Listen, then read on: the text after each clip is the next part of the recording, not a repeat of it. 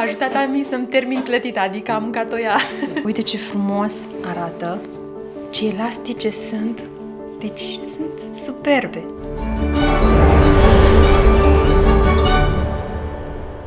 Vă salut cu mare drag, eu sunt Abi și astăzi am să vă iau cu mine într-o nouă poveste la mine în bucătărie. Cred că deja știți povestea mea legată de intoleranța la gluten a soțului meu, însă pentru cei care nu știți, am să las un link în descriere și îl găsiți pe undeva pe aici, unde am vorbit despre primii pași în această lume fără gluten. Sunt sigură că avem cu toții o amintire din copilărie când trebuia să așteptăm ca să fie gata ceva bun. Îmi aduc aminte într-o ocazie, deși sunt sigură că au fost multe astfel de ocazii în care nu am așteptat să se răcească clătitele și am mușcat din ele cu poftă, așa fierbinți cum erau, și din nefericire pe următoarele le-am mâncat fără să mai simt niciun gust. Pregătesc clătite de când mă știu, clasice sau americane. Vara aceasta le-am pregătit din belșug, chiar și la rulotă. Însă clătite fără gluten nu mai pregătisem, așa că mi-a prins bine provocarea celor de la Char și pachetul lor minunat pe care mi l-au trimis și am zis că acum este ocazia cea mai bună să pregătesc și soțului meu niște clătite fără gluten. Le-am încercat deja și ne-au plăcut foarte mult, așa că acum vă arătăm și vouă cum putem să pregătim clătite fără gluten cu făina celor de la Char.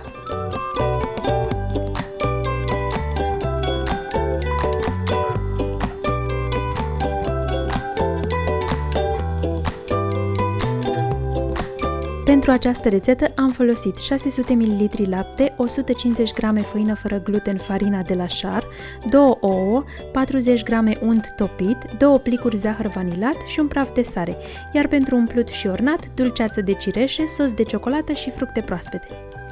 Am pregătit două vase, într-unul pregătim ingredientele uscate și într-unul ingredientele umede. La ingredientele uscate am să cântăresc făina, pentru că n-am cântărit-o dinainte. Pentru această rețetă folosim făina celor de la Char, farina. Peste făină adăugăm sarea și zahăr vanilat. Amestecăm puțin cu telul și lăsăm deoparte. În alt bol spargem cele două ouă, amestecăm puțin cu telul, după care adăugăm untul topit și laptele.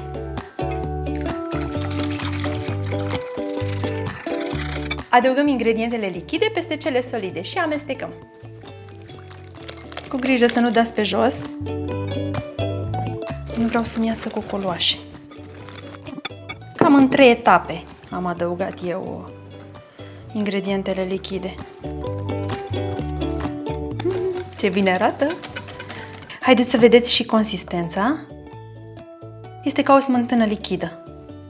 Perfect! Este gata? Acum trecem la copt. Am pregătit plita și tigaia în care vom coace clătitele și punem un cub de unt în tigaie, ca să ungem puțin. Gata, pornim! Și adăugăm câte un polonic mic, pentru că eu am tigaia mică, de compoziție.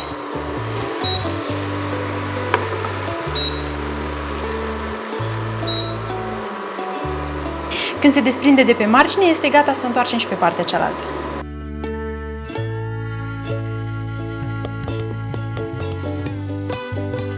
Întoarcem și pe partea cealaltă și coacem pentru câteva secunde. Focul meu este potrivit, trebuie să aveți grijă să nu le ardeți. Și când e gata, o răsturnăm pe farfurie.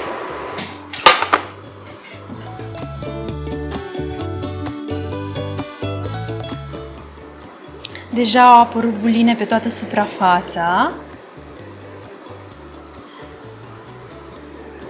și o să înceapă să se desprindă. Deja, ia uite, e aproape gata.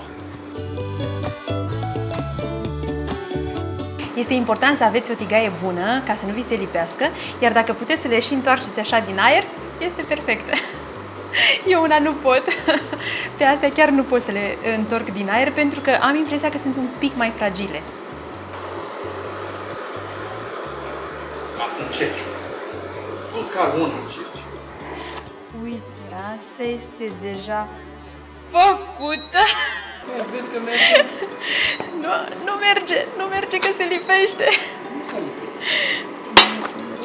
La mine coacerea durează aproximativ 30 de secunde pe fiecare parte.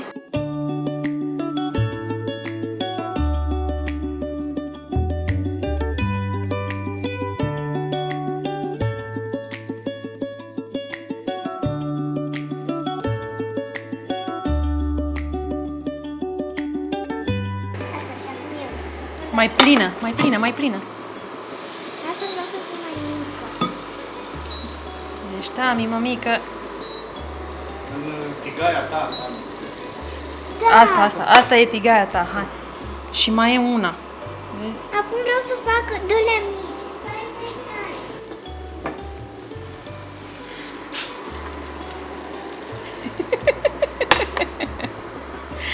Hai, mă, hai. Hai.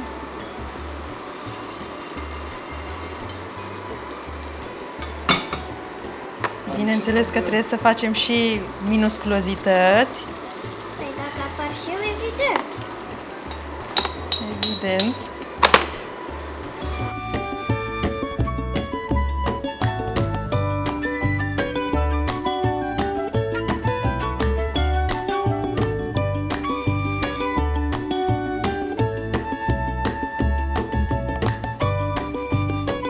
Ne-au ieșit 16 bucăți și vă asigur că o să fie bătaie pe ele. Toată lumea o să mănânce din ele. Și aici mai sunt câteva micuțe. Arată foarte bine. Astăzi noi vom servi aceste delicioase clătite cu un sos de ciocolată făcut de noi în casă. Acest sos de ciocolată aveți undeva pe aici pe sus un link și aveți și un link în descriere. Este sosul de caramel pe care l-am pregătit la clătitele clasice, doar că astăzi am adăugat o lingură și jumătate de cacao. Și a ieșit acest sos minunat cu care noi vom servi astăzi clătitele. Cum e, Tami? Vreau să cunosc. Gata, gustăm. Hai, gata. Ia să văd cum vrei să faci. Așa, aici ce avem? Aici avem dulceață de cireșe. Vreau. Hai să-mi pun și eu puțin. Stai puțin, așteaptă-mă și pe mine. Dar mai pune și mie așa un minut, așa, sfâric. Tu ți-ai pus cum ai vrut. Atunci dă mie și mie cine îmi pregătește, mă? imediat să gustăm. Așteaptă puțin să gustăm și după aceea îți facem și ție. Gata, După vreau și imediat. din alea mici. Gata. Hai, Tami. Pornim?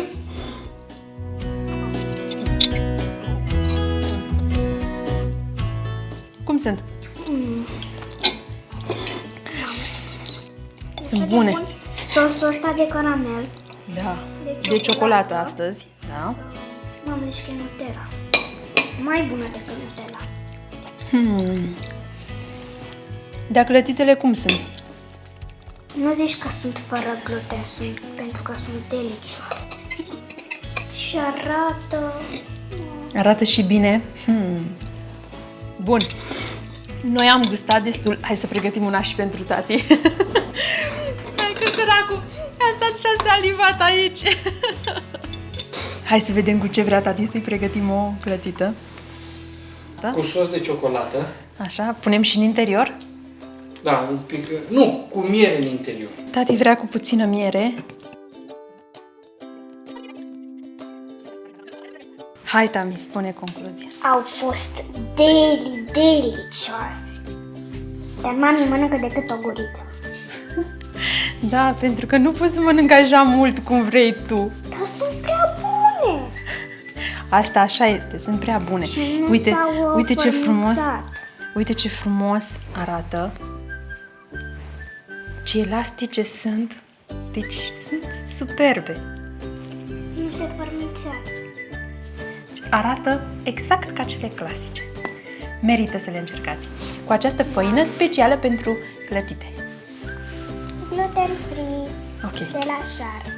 Așa cum ați văzut deja, suntem mai mult decât încântați de gustul acestor clătite care este atât de bun și se pot pregăti chiar ușor. Mulțumim celor de la Șar și celor de la celiaci.ro, unde apropo găsiți o mulțime de informații super utile despre intoleranța la gluten și care ne-au pus la bătaie aceste făinuri super. Știu că viața unei persoane care nu mai poate consuma gluten se schimbă destul de mult, iar obiceiurile alimentare suferă schimbări drastice. Însă partea bună este că avem și pe piața românească produse care ne ajută să trecem mai ușor prin această tranziție și apoi stil de viață. Dacă v-a plăcut și dacă v-a prins bine și această rețetă, dați un like, iar dacă te-ai uitat și încă nu te-ai abonat, apasă butonul de abonare și clopoțelul de notificări. Iar dacă vrei ca și un prieten să afle de această rețetă, dă-i un share pe Facebook și de asemenea să știți că ne găsiți și pe pe Instagram. De asemenea, găsiți în descriere link-uri către sursele de unde puteți procura ingredientele. Până data viitoare, nu uitați, clătitele au alt gust dacă sunt pregătite cu plăcere. Chiar și cele fără gluten. Vă pup și La revedere! Ok. Mamă, ce-am dat una.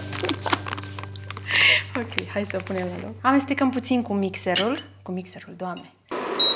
Niciodată nu-mi iese prima. Am prăjit-o bine. Deci e mare focul. Chiar dacă am zis eu că e mic. Pâine pentru clătite fără gluten. Exact. Asta că știu eu.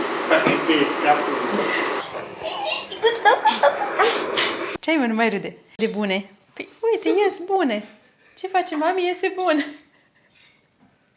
M-a ajutat Ami să-mi termin clătita, adică am mâncat-o ea. Gata, ce gata? Putem să facem închiderea. Vrei să fii și tu... Chiar dacă vrei ca